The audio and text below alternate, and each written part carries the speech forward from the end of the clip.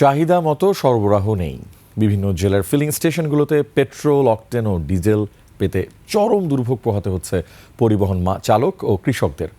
কোথাও ঘন্টার পর ঘন্টা অপেক্ষা, আবার কোথাও বন্ধ ফিলিং স্টেশন। প্রতিনিধিদের পাঠানো তথ্য ও ভিডিওতে সুমন সিদ্দিকী বাবুর রিপোর্ট।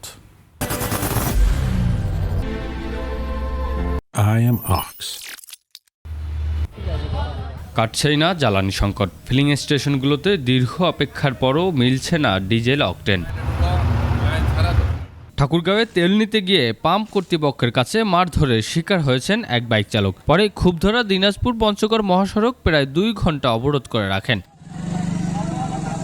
ভুক্তভোগীদের অভিযোগ, লাইনে দাঁড়িয়েও তেল না দিয়ে সিন্ডিকেটের মাধ্যমে সরবরাহ করার প্রতিবাদ করলে হামলা করা হয়। তবে পাম্প কর্তৃপক্ষ অভিযোগ অস্বীকার করেছে। পাম্পের কিছু লোক এবং স্থানীয় সন্ত্রাসী বাহিনী আওয়াল এবং তার ভাই এবং স্থানীয় কিছু সন্ত্রাসী মিলাই আমাকে আবার অ্যাটাক করছে। করার পর তাদের হাতে ধারালো স্ক্রুড্রাইভার, যেটা হলো আমরা বইটই সেলাই করি এরকম স্ক্রুড্রাইভার দিয়ে এবং বাঁশ দিয়ে এবং ইট দিয়ে আমাকে আহত করা হয়েছে।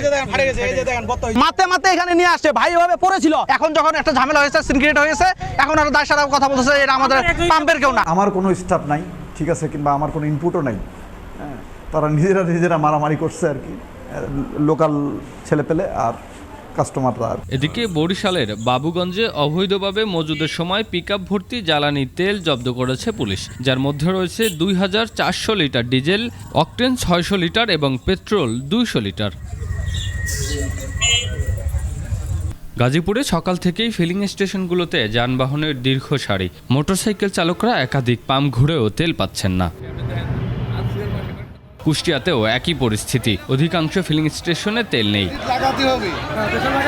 খুলনাতেও জ্বালানি তেলের জন্য দীর্ঘ লাইন, অনেককেই ফিরতে হচ্ছে খালি হাতে। এত কষ্ট করে বাইকে তেল নেওয়ার জন্য আমরা দাঁড়াই, তো আমাদের তেল দেওয়া হচ্ছে 300 টাকা। বাইরে থেকে তেল কিনতে গেলে প্রতি লিটার 200 টাকা করে আমাদের কেনা লাগে। 300 টাকা তেল দিচ্ছে, তার মানে পরদিন আবার আমাদের এখানে দাঁড়াতে হচ্ছে। শিল্পাঞ্চল সাভারেও চলছে জ্বালানি তেলের সংকট। পরিবহনের পাশাপাশি শিল্প কারখানায় পড়ছে বিরূপ প্রভাব।